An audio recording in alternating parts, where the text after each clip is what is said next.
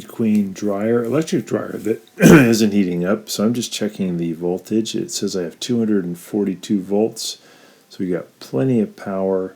And I'm going to just check for some other things. I'm removing 2 screws from the lower panel. I've got it unplugged, and I'm going to pull the panel off and just take a look in there to see how the wires and the element look. So I got that panel out of the way. I'm just staring in there, and I noticed that I can see a wire near the bottom of the element, the bottom terminal, that seems to be maybe broken off. That broke. That's a jumper wire between this leg of the element right here. There's a spade connector, and then it goes here to the high limit, and right there it just broke, got too hot. So it's kind of like this bridge wire right here. It's a common failure for this model where it just breaks right there. So it should be easy to replace just by stripping back some of that wire and then reconnecting. Should be no problem. So we strip back, cut back a little bit. Just gonna strip some of that wire, and then we put a new spade connector there, and it should do the trick.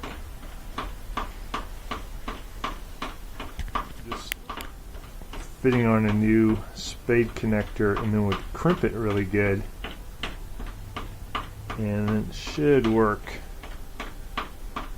So we're going to crimp it in here.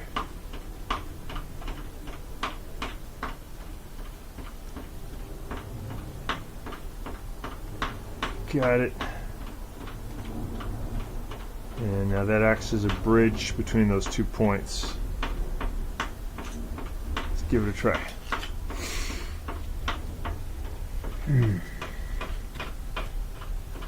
So the first point of contact is this leg of this high limit. Let's push that on. Okay, that one's on. And then there's another leg right here. This is for the element. Go ahead and put that one on. Just gonna get a little bit of this lint out of here while I'm in. I got the cabinet open. This stuff pretty highly combustible, so if you can get it away from the heat source, especially away from the heating element, it's good. Clear that out. Okay. All right. I'm gonna plug it in and give it a try.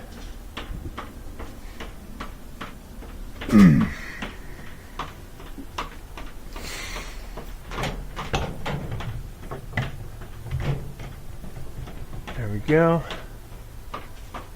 Close the door.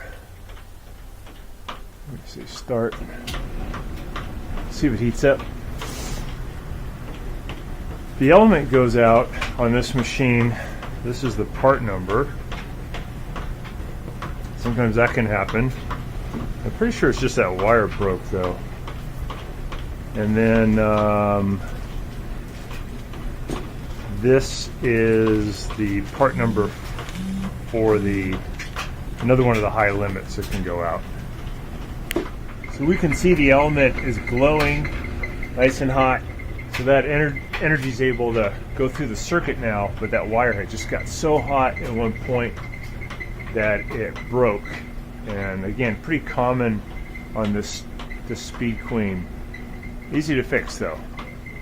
So I hope that's been helpful to you guys, and you get yours going also. So first thing I checked though is I made sure there was power, 240 volts coming into the machine, and then took off this panel, and then when I looked in there I could see right away that that wire was broken. So we're going to put this back. These little guys go up inside, and then have 2 little screws that go on the side. So this is very similar to the Maytag design.